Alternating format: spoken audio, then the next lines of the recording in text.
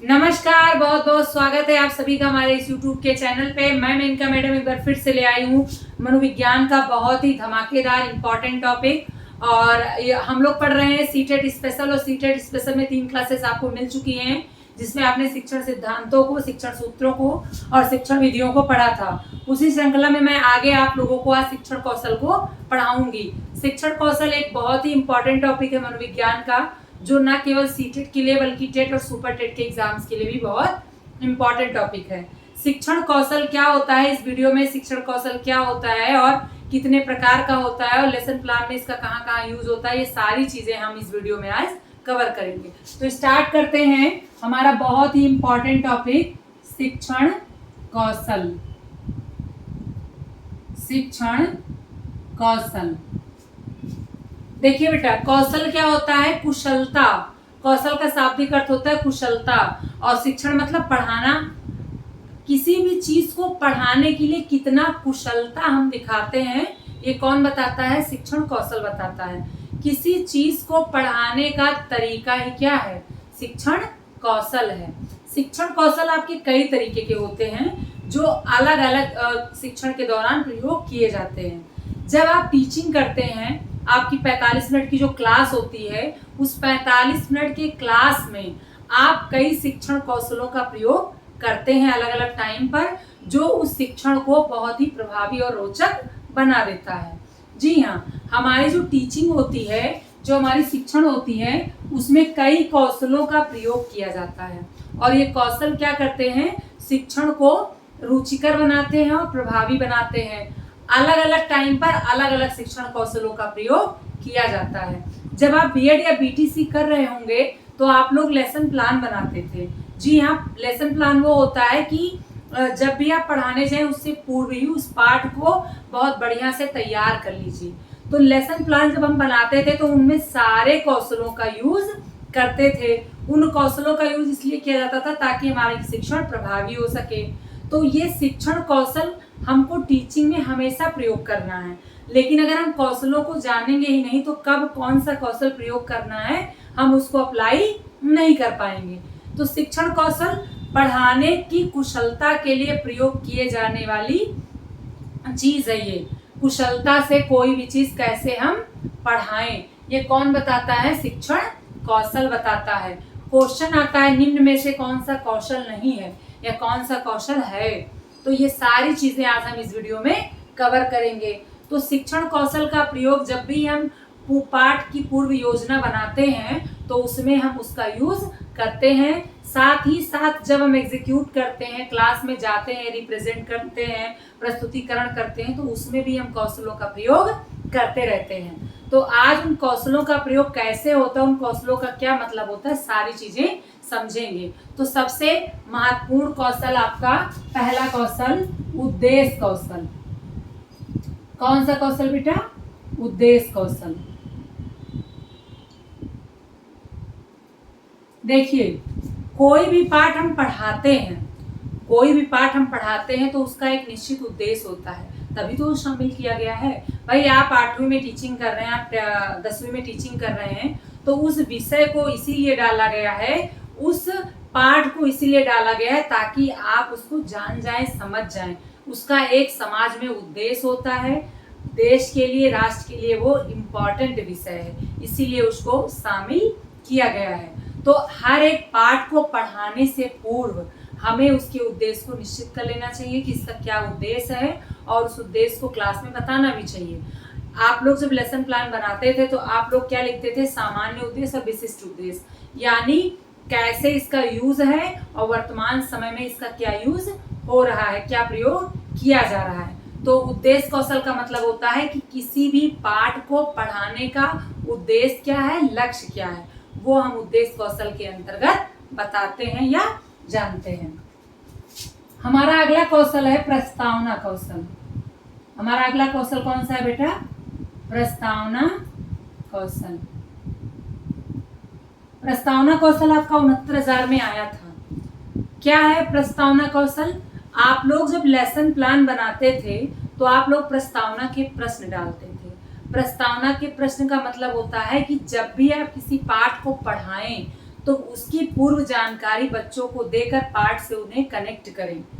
पूर्व ज्ञान से नवीन ज्ञान को जोड़ना। प्रस्तावना कौशल क्या है बेटा? पूर्व ज्ञान से नवीन ज्ञान को जोड़ना। जब भी हम किसी पाठ को पढ़ाएं तो उससे पूर्व वाले पाठ को उससे जोड़कर पढ़ाएं ताकि बच्चा क्लास में टीचर से कनेक्ट हो सके। हम लोग जब लेसन प्लान बनाते थे तो प्रस्तावना के प्रश्न डालते थे जिसमें हम कुछ प्रश्नों को बच्चों से पूछते थे और बच्चे उसका उत्तर देते थे। उत्तर देते ही वो उस पाठ से क्या हो जाते थे? कनेक्ट हो जाते थे और बड़े आकर्षित हो जाते थे। उस पाठ को पढ़ने के लिए रुचि उनमें उत्पन्न हो जाती थी। तो प्रस्तावना कौशल क्या है? किसी भी पाठ को पढ़ाने से पहले पूर्व ज्ञान को उस पाठ से जोड़ लेना ही प्रस्तावना कौशल होता। बहुत ही इंपॉर्टेंट कौशल है और ये पूछा भी गया है कि पूर्व ज्ञान से नवीन ज्ञान को जोड़ने वाला कौशल है तो प्रस्तावना कौशल। अगला है आपका प्रस्तुतिकरण कौशल। प्रस्तुतिकरण कौशल किसी भी पाठ को पढ़ाने के लिए उचित हाव भाव की जरूरत पड़ती है, पढ़ाने के तरीके की जरूरत पड़ती है। तो प्रस्तुति आपकी कैसी होनी चाहिए ये कौन डिसाइड करता है? प्रस्तुति कौशल डिसाइड करता है, यानी कुशलता डिसाइड करती है। किसी भी पाठ को तभी आप रोचक बना सकते हैं, प्रभावशाली बना सकते हैं जब उसे बहुत ही अच्छे तरीके से प्रस्तुत करेंगे। तो ये किसके अंतर्गत आएगा? प्रस्तुतिकरण कौशल के अंतर्गत आएगा। अगला है आपका बेटा व्याख्या कौशल। व्याख्या कौशल किसी भी पाठ को बहुत ही शानदार तरीके से विस्तृत वर्णन करना क्या कहलाता है? व्याख्या कहलाता है। व्याख्या के अंतर्गत आप उदाहरणों को भी शामिल करते हैं, उचित हाव भाव को भी लाते हैं, प्रश्नोत्तरी का भी प्रयोग कर सकते हैं। व्याख्या कर करके आप प्रश्न भी पूछ सकते हैं। ये सारे व्याख्या कौशल के ही अंतर्गत कौशल होते हैं। सबसे पहले जब आप लेसन प्लान बनाते हैं तो आपने देखा होगा सबसे पहले आपका उद्देश्य कौशल होता है, फिर उसके बाद आपका प्रस्तावना कौशल होता है, फिर उसके बाद आपका प्रस्तुतिकरण कौशल होता है और फिर आपका व्याख्या कौशल होता है। व्याख्या कौशल का मतलब होता है किसी भी पाठ का विस्तृत वर्णन करना उचित हाव भाव उदाहरणों के द्वारा, जिससे बच्चा उस पाठ को समझ सके। जब तक हम उसके बारे में सभी तथ्य नहीं बताएंगे बच्चा उस पाठ को आसानी से नहीं समझ सकेगा। तो व्याख्या कौशल के अंतर्गत किसी भी पाठ को बहुत ही विस्तार से समझाया जाता है। उसके बारे में जो जो जानकारियां होती हैं वो सारी बच्चों को आसान भाषा में दी जाती हैं। हमारा अगला कौशल है बेटा श्यामपट्ट कौशल। श्यामपट्ट कौशल। श्यामपट्ट कौशल क्या होता है? श्यामपट्ट पर लिखने का तरीका। श्यामपट्ट पर लिखने का तरीका भी अच्छा होना चाहिए। भाई बच्चा छोटा है, वो सारी चीजें बोलेंगे आप तो वो नहीं समझ पाएगा। तो जो कठिन चीजें हैं, जो आवश्यक चीजें हैं, जो इम्पोर्टेंट चीजें हैं उसे आप बोर्ड पर लिखते भी रहें, जिससे बच्चा उसे समझ भी सके और वो सही उसको लिख भी सके। इससे बच्चा बहुत ही जल्दी, एक बात तो हमेशा याद रखना है आपको कि बच्चे को जितना ही आप रोचक तरीके से पढ़ाएंगे उतना ही उस पाठ को समझेगा। और रोचक को पढ़ाने के लिए सहायक सामग्रियों का प्रयोग किया जाता है और श्यामपट्ट भी आपका क्या है? सहायक सामग्री ही है। यानी श्रव्य दृश्य सामग्रियों का प्रयोग करके ही इसके बाद वाले वीडियो में आप लोगों को हम सहायक सामग्रियों को ही बताएंगे। इसमें दृश्य श्रव्य सामग्री में क्या क्या आता है और हम कैसे कैसे चीजों का यूज कर सकते हैं। तो श्यामपट्ट कौशल क्या है बेटा? जब भी हम किसी चीज को पढ़ा रहे हो तो जो कठिन चीजें हो उसे बोर्ड पर लिखें, जो महत्वपूर्ण चीजें हैं उसे बोर्ड पर लिखें, जो महत्वपूर्ण कथन है उसे बोर्ड पर लिखें, जो महत्वपूर्ण शब्द है उसे आप बोर्ड पर लिखें, जिससे बच्चा आसानी से समझ सके। और श्यामपट्ट पर लिखने का तरीका बिल्कुल सही हो, वर्तनी बिल्कुल शुद्ध हो और साफ साफ बच्चे को दिखना भी चाहिए। हालांकि हमारी राइटिंग तो उतनी अच्छी नहीं है, लेकिन आपको इसको ध्यान देना है। ये कौशल का ही एक अंग है कि आप जब भी पढ़ाएं तो बहुत ही अच्छे तरीके से पढ़ाने के लिए उन चीज़ों को आप प्रभावशाली बनाइए और बोर्ड पे भी लिखिए, अच्छे से व्याख्या करिए, उदाहरण भी दीजिए ताकि बच्चा क्लास में अच्छे से पढ़ सके। तो श्यामपट्ट कौशल में आप श्यामपट्ट का बराबर यूज करते रहिए व्याख्या के दौरान या पढ़ाने के समय में, टीचिंग के समय में। तो श्यामपट्ट पर लिखते समय एक क्वेश्चन आप लोग बताइएगा, कितने डिग्री का कोण बनता है। ये क्वेश्चन भी आया है। तो 45 डिग्री का कोण बनता है। और ब्लैक बोर्ड पे लिखते समय कैसा होना चाहिए हमारे शब्द, तो सुस्पष्ट होना चाहिए। कैसा होना चाहिए? सुस्पष्ट होना चाहिए, यानी सुंदर होना चाहिए और स्पष्ट होना चाहिए बच्चा, ताकि आसानी से उसे पढ़ सके। हमारा अगला कौशल है दृष्टांत कौशल। हमारा अगला कौशल कौन सा है बेटा? दृष्टांत। दृष्टांत कौशल। दृष्टांत कौशल का मतलब होता है जब भी हम किसी चीज को पढ़ाएं तो उदाहरण देकर पढ़ाएं।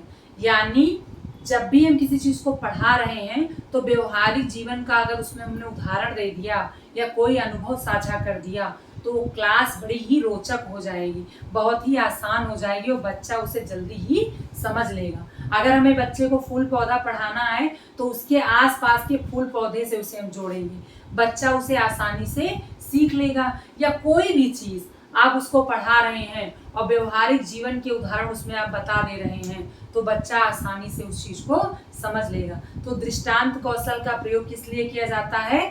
ताकि बच्चा रुचि ले और कक्षा आपकी प्रभावशाली हो सके। भाई जाहिर सी बात है, अगर आप बच्चे को बीच बीच में उस पाठ से रिलेटेड छोटी छोटी कहानियां बताएंगे या उदाहरण देंगे या दैनिक जीवन से जोड़ेंगे तो बच्चा इंटरेस्ट भी लेगा और बच्चे के लिए वो चीज समझने में आसानी भी होगी। तो दृष्टांत कौशल क्या है? बीच बीच में अनुभवों को साझा करना और उदाहरणों को प्रस्तुत करना, छोटे छोटे वाक्य बताना, जिससे बच्चा उस चीज को आसानी से समझ सके। अगला है हमारा उद्दीपन कौशल। उद्दीपन कौशल। कट तो नहीं रहा है बेटा? उद्दीपन कौशल देखिए, पढ़ाने का एक तरीका होता है, पढ़ाने का एक तरीका होता है और उस तरीके को ही हम कौशल कहते हैं। उद्दीपन कौशल क्या बताता है बेटा? उचित हाव भाव, उचित हाव भाव, लय विराम का प्रयोग करते हुए कोई भी चीज पढ़ाना उद्दीपन कौशल होता है। उद्दीपन मतलब परिवर्तन। भाई आप कोई भी चीज पढ़ा रहे हैं और आप बहुत ही तेज रफ्तार में पढ़ा रहे हैं तो बच्चा कैच कर ही नहीं पाएगा। आप बहुत धीरे पढ़ा रहे हैं तो बच्चा रुचि नहीं लेगा। आप जहाँ पर जो चीज आना चाहिए, मतलब जहाँ पर पूर्ण विराम आना चाहिए आप वहां पर रुक नहीं रहे हैं, जहाँ अल्प विराम आना चाहिए आप वहां नहीं रुक रहे हैं। आप वीर रस पढ़ा रहे हैं लेकिन आप में वीर रस की अनुभूति जैसी कुछ बातें नहीं है, मतलब आप वीर रस पढ़ा रहे, बहुत शांत भाषा पढ़ा रहे। तो कहने का तात्पर्य यह है कि अगर उचित हाव भाव नहीं होगा तो बच्चा उस चीज को आसानी से नहीं समझ पाएगा। तो जब भी आप शिक्षण करें तो उचित हाव भाव, लय, विराम चिन्हों का ही प्रयोग करते हुए पढ़ाएं, मतलब रुकते हुए पढ़ाएं। बहुत ही स्पीड में नहीं पढ़ाना है और बहुत ही ज्यादा धीरे नहीं पढ़ाना है और बहुत ही ज्यादा एग्रेसिव होकर नहीं पढ़ाना है। मतलब एक उचित हाव भाव का होना हमारे शिक्षण में जरूरी है। अगर हम उचित हाव भाव से पढ़ाएंगे तो बच्चा उसमें रुचि भी लेगा और कक्षा भी हमारी प्रभावशाली होगी। अगला हमारा शिक्षण कौशल है छात्र सहभाग कौशल। छात्र सहभाग कौशल। देखिए, जब भी हम शिक्षण कर रहे हो तो हमें इस बात का ध्यान होना चाहिए कि क्या बच्चा कक्षा में है या नहीं। कभी कभी बच्चे इधर उधर देखते रहते हैं, वो कक्षा में मन नहीं लगाते हैं क्योंकि उनकी कक्षा, उनको लगता है कि कक्षा अच्छी नहीं चल रही है। ऐसे में एक टीचर का दायित्व है कि कक्षा को इतना ज़्यादा प्रभावशाली बनाए कि हर बच्चा कक्षा में सहभाग कर सके। मतलब हमारा शिक्षण इतना ज़्यादा प्रभावशाली होना चाहिए कि प्रत्येक बच्चा कक्षा का उसमें सहभाग करे, ठीक है, हर बच्चा उससे कनेक्ट हो सके। अगला है हमारा प्रश्नोत्तर कौशल। प्रश्नोत्तर कौशल। देखिए, प्रश्नोत्तर कौशल भी आपका होना चाहिए, यानी बीच बीच में आप बच्चों से प्रश्न भी पूछते रहिए जिससे बच्चे क्या करें, रुचि लें। अक्सर बच्चे क्लास में ध्यान नहीं लगाते हैं, उनका ध्यान बढ़ जाता है। अगर आप बीच बीच में प्रश्नों को पूछते रहेंगे तो बच्चा उस कक्षा को ध्यान पूर्वक सुनेंगे ताकि वो उस प्रश्न का उत्तर दे सके। कोशिश करिए कि शिक्षण के समय आप बीच बीच में प्रश्नों को भी पूछते रहें, ये भी आपके कौशल का ही एक भाग है। अगला है आपका पुनर्बलन कौशल। पुनर्बलन कौशल। पुनर्बलन कौशल क्या होता है बेटा? कोई भी चीज पढ़ाइए तो उसको दोहराते रहिए, बार बार उसको क्या करिए? दोहराते रहिए। और जब भी बच्चे प्रश्न आप पूछे उत्तर दें तो बच्चे को आप शाबाशी दीजिए। क्रिया के बाद दी जाने वाली प्रतिक्रिया ही क्या है? पुनर्बलन है। क्रिया के बाद दी जाने वाली प्रतिक्रिया ही क्या है बेटा? पुनर्बलन है। यानी आपने प्रश्न पूछा और बच्चे ने उत्तर दिया, ऐसे में आप क्या करिए? बच्चे को शाबाशी दीजिए। उसे छोटे मोटे पुरस्कार भी आप दे सकते हैं, उसे बहुत अच्छा वर्ड भी बोल सकते हैं, उसे शाबाशी भी दे सकते हैं, जिससे वो क्या होगा? प्रोत्साहित होगा अगला उत्तर बताने के लिए। तो पुनर्बलन कौशल का प्रयोग बार बार हमको करते रहना चाहिए, जिससे बच्चा क्लास में प्रोत्साहित हो सके और उसकी रुचि बनी रहे। अगला कौशल है हमारा गृह कार्य कौशल। गृह कार्य कौशल। देखिए, हम जो कुछ भी पढ़ाते हैं शिक्षण के दौरान, हमने कक्षा समाप्त कर दी, अब वो बच्चा जो है उस दिन के बाद उस सब्जेक्ट को नहीं देखेगा, दोहराएगा नहीं। ऐसे में टीचर की जिम्मेदारी होती है कि वो उन सारे पार्ट को जो पढ़ा चुका है उसे गृह कार्य में दे, जिससे उसके ज्ञान को सुदृढ़ किया जा सके। क्वेश्चन आता है कि गृह कार्य क्यों दिया जाता है? तो ज्ञान को सुदृढ़ बनाने के लिए। मतलब कक्षा में जितनी भी चीजें आपने पढ़ी हुई हैं उसको और भी सुदृढ़ किया जा सके और भी मजबूत किया जा सके। इसको मजबूत बनाने के लिए गृह कार्य कौशल का प्रयोग किया जाता है। एक प्रश्न और बनता है बेटा इसमें कि गृह कार्य कैसा होना चाहिए? तो गृह कार्य बालक के मानसिक क्षमता के अनुसार होना चाहिए। क्लास में जितने तरह के बच्चे हैं हमें उतने तरह के गृह कार्य देने चाहिए, कभी भी गृह कार्य एक जैसा नहीं होना चाहिए। हालांकि अब तो हमारी शिक्षा प्रणाली ऐसी है कि ज़्यादा से ज़्यादा बच्चे कक्षा में होते हैं, तो जब ज़्यादा बच्चे कक्षा में होते हैं तो टीचर लोग क्या करते हैं? एक ही होमवर्क उनको दे देते हैं और सारे बच्चे वही लिख कर ले आते हैं। बल्कि मनोविज्ञान इसकी अवहेलना करता है। मनोविज्ञान कहता है कि गृह कार्य बच्चे की क्षमता के अनुसार, ये प्रश्न भी बनता है कि गृह कार्य कैसा होना चाहिए? तो बालक के मानसिक क्षमता के अनुसार होना चाहिए, यानी जिसको जितनी नॉलेज है उसी हिसाब से गृह कार्य देना चाहिए। जब भी ये प्रश्न आएगा कि गृह कार्य होना चाहिए तो समान नहीं होगा, प्रत्येक बच्चे की क्षमता के अनुसार होना चाहिए और नियमित देना चाहिए। क्या होना चाहिए? ये नहीं कि हफ्ता में एक बार या 3 दिन के बाद, अगर कभी भी पूछेगा तो रेगुलर देना चाहिए, नियमित होना चाहिए गृह कार्य और बच्चे की क्षमता के अनुसार होना चाहिए। हालांकि नई शिक्षा नीति में गृह कार्य को कक्षा 2 तक बैन कर दिया गया है कि कक्षा 2 तक, यानी जो प्री पेट्री एज जो है आपका 3 से 8 वर्ष, जो इसमें आपके बच्चे आएंगे उन्हें गृह कार्य से मुक्त रखा जाएगा। ये हमारी नई शिक्षा नीति में आई है। जब नई शिक्षा नीति पढ़ाएंगे तो उसमें आप लोगों को बहुत ही डिटेल में इन सारी बातों को बताएंगे। अगर प्रश्न आता है कि गृह कार्य कैसा होना चाहिए तो बच्चे की क्षमता के अनुसार होना चाहिए। आई होप आप सबको ये कौशल समझ में आए होंगे। एक बार हम फिर से इसको रिकॉल करेंगे।